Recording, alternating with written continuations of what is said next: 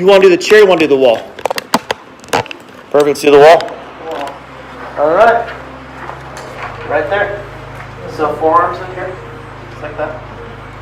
Then keep that, which one leg do you want to do first? Right. Good, so make sure that left hip is stationary, right there, doesn't move.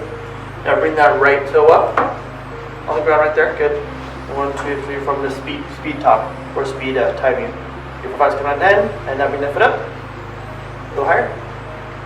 1, 2, 3, 4, 5, 6, 7, 8, 9, 10. Now bring the leg straight. Good.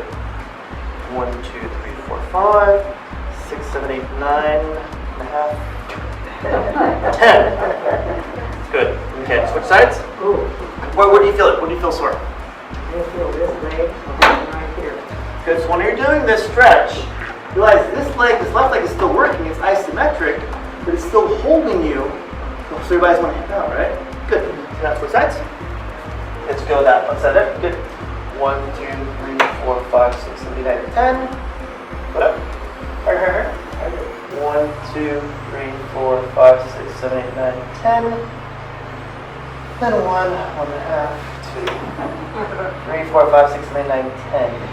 Which side felt weaker, stronger?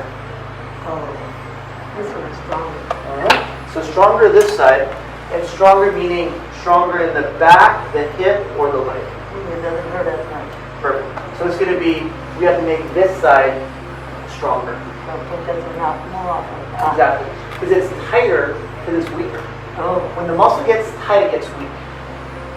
Okay, so that's one plan. Appreciate it. Call for everybody.